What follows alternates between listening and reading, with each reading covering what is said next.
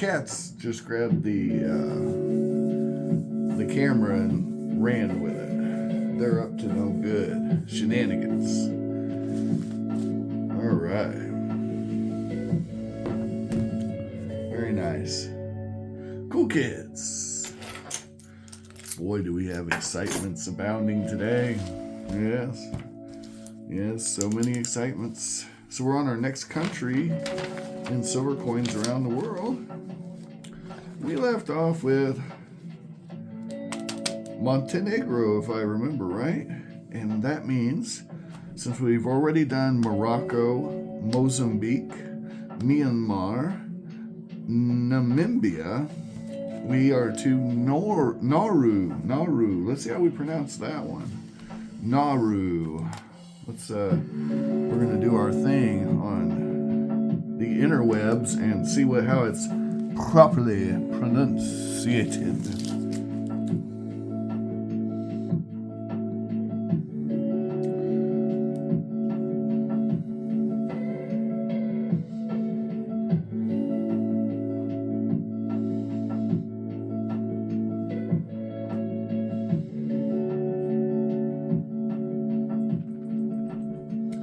All right. 12,780 people live there. That's a mighty tiny country. Here we go. This is how you say Nauru. Nauru. Nauru. Nauru. There you go. Now, it is a country in Oceania, and they do have silver coins. Let's go ahead and find that. I'm going to pause it this time so you guys don't have to listen to me fiddle around. All right. Here we go. Nauru. Oh, yeah. Nauru is a Pacific Islander country. And you'll notice there's several countries out there that are kind of blink you'll miss it kind of countries. This is one of them. There we go, Nauru. And we're going to go ahead and look this coin up on Numista. And then we're going to look at other Nauru options for those of you trying to create this collection. So let me pause it for that. All right, and this is our coin.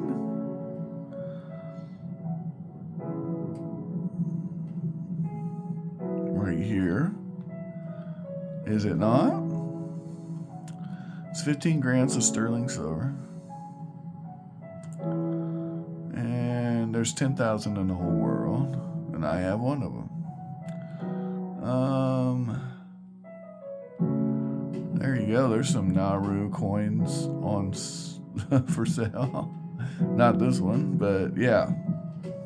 All right. So, yeah, some of these countries just expect to pay, $40, $50 just to get a coin from there. That's just how it is. And unfortunately, several of those countries are in Central Asia or the Pacific. Okay, guys, and that is just how it is. Sorry about your luck, but that's okay, because we are dynamic, and this particular coin was made in Berlin, by the way.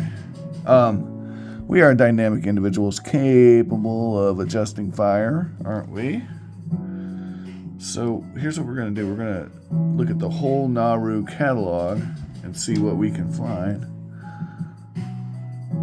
And then we'll talk about Nauru itself. So it looks like the coins there started in the 2000s. That's what I'm seeing.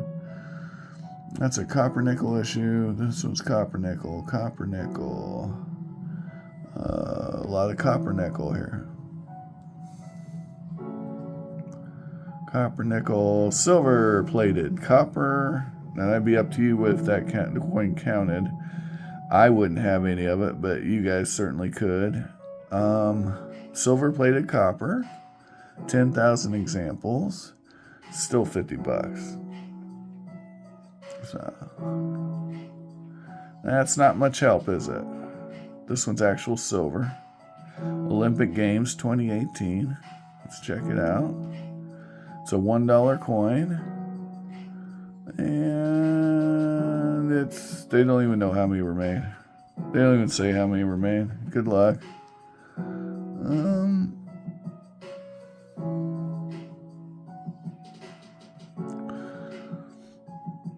Here's one. The German reunification anniversary. That's an important coin for Nauru to make a commemorative of. Have you noticed a lot of these countries do commemoratives of stuff that has nothing to do with them directly? This seems to be possibly the least expensive silver coin I've seen from Nauru so far. Let's check it out. Okay, here we go. This is a silver Unzen, an ounce of silver. Proof. Nauru with $12 shipping. Anyway, let's go back. Looks like silver dropped today, overnight, a little bit. I think we're going to keep seeing the same crap. These are all going to be super low mintage coins. Yeah, that one's low mintage. Don't even have one available to look at. Well, this one's tiny. It's gold, though. We don't do gold around the world. Gold around the world is not what this collection is. Okay. There's a big chonky one. Can we get a mintage? No, we cannot. Oh, wait. This is in British pounds. British pounds aren't worth what they used to be. This might be the way to go. The history of the Royal Air Force.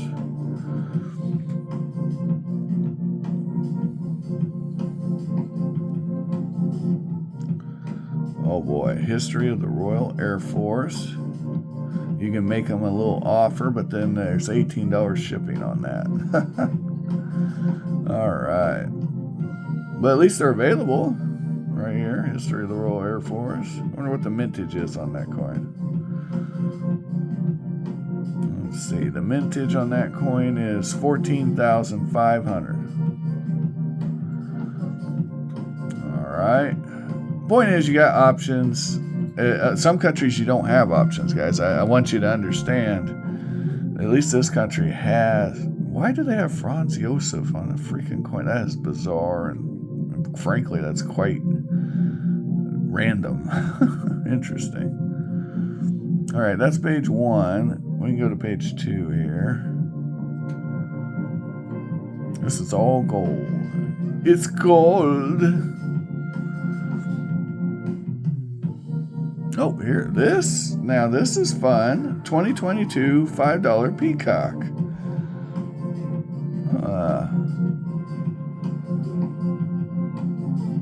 It weighs 500 grams. There's 399 in the whole world. They cost $4,300. Dear God, that's 10 times melt. Wow. 500 grams of silver, 10 times melt. That is just a slap in the face. What is wrong with what is wrong with these collectors, man? That's bizarre. That is bizarre, bro. 1,000 of these exist. And this is the Independence of Nauru Jubilee. So 1968 is when Nauru became a country. And that coin costs 180 or 400. Oh dear God, $600. La la la. This one's from 1994. All right. You know what, guys? That's enough of that. Let's talk about Nauru itself. Look, they got lots of silver issues, so you can find one. Unlike some countries, there's countries, guys, you're not going to find a silver coin. Okay? And if you do, you're going to wish you had. Yeah. The Comoros Islands is one of those. Okay? And I will show you what I mean. Well, no, that ain't the subject of this video, so we're not going to do that. All right. So, yeah, that one, there's a coin that was made in the 1800s in the Comoros Islands by France, and you can't get one for less than $1,600. And that's a beat up one. Good luck. If you see it, grab it. But they have some moderns, but the moderns are expensive too. There's like 2 modern coins, maybe 3 that they've made. I went with that UN medal for them because it's actually on the Numista list for the Comoros. I did end up going with Mali, actually ordering a coin. I got a 1/4 ounce of silver coin that's coming in the mail. I'll make a video on that when it gets here. So Mali's going to be a different entry, and we'll do a video on that. It won't be on this channel or this playlist though. All right, well maybe it will be. Why not? Okay. So here's what the sights and sounds of Nauru are like. Very good. Hey, are you guys going to behave, or am I going to have to? Huh? All right. Here we go. The sights and sounds of Nauru. Ooh, let's get lost in the beautiful, lovely island nation of rocks and trees and 12,000 people on the atolls of oblivion. Oh, look at those palm trees. Look at that air road. It's beach. It's a beach. Son of a beach. Eroded ass rocks. People putting letters on the rocks. Okay, we get the idea. All right, so that is Nauru. They have obesity. According to this, obesity. Okay, we're gonna dive into that. Nauru is a tiny island country in Micronesia, northeast of Australia. It features a coral reef and white sand beaches fringed with palms, including Anabar Bay and the East Coast. On the East Coast, inland tropical vegetation surrounds Buada Lagoon. The rocky outcrop of Command Ridge, the island's highest point, has a rusty Japanese outpost from World War II. That is one of the main draws of this place, guys. Keep that in mind. The underground freshwater lake of Makwa well lies amid the limestone Macau caves. Macau. All right. There you go. That's exciting. It's interesting to me that they have as many coins as they do. So lucky. Looks like you can get out of this one for $50-$60. I don't recall what I paid for my Nauru coin, but I think it was more like 30. MA Shops is your friend for this one, though, I assure you, because these coins are all minted in Europe, so that Europeans are going to have them, and they're going to want to sell them when they're in a pinch. Here we go. It's an island country, Micronesia, part of the Oceania region of the Central Pacific. It is a microstate. Its nearest neighbor is Banaba of Kiribati, about 300 kilometers to the east. So we're talking literally the middle of nowhere. Literally, like as far from anywhere as anyone can be. There you go. Right there, you see that? Nowhere. I mean, I guess you could be here. There's a lot of nowhere in the Hawaii too. This whole region though is very, very sparse as far as any neighbors. Yeah, it's one of the smallest countries in the world, if not I don't know. I think the Holy See has fewer people, but it's not good as far as population. It lies northwest of Tuvalu, northeast of the Solomon Islands, east, northeast of Papua New Guinea, southeast of the Federation States of, I'm not saying that word, you guys know that word is not said here, and the Marshall Islands. With only an area of 21 kilometers squared, Nauru is the third smallest country in the world. Monaco and the Holy See are the only smaller countries, and that's what we were just talking about, yeah. So I actually had that right. Yay! All right.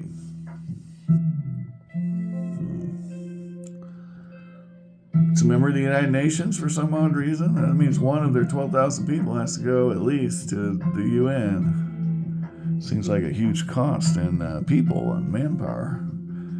We'll have to look into that. I wonder who pays for that. I'm sure it's not Nauru. They have phosphate rock, rich deposits near the surface, which allow easy strip mining. Easy strip mining. Operations for over a century. However, it has seriously.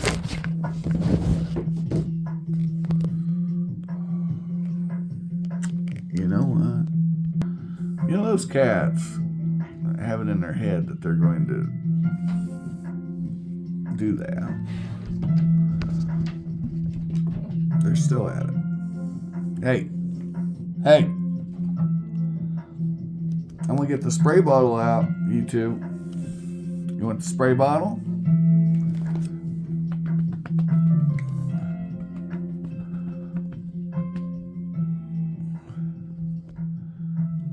Spray bottle? All right. Okay. Anyway.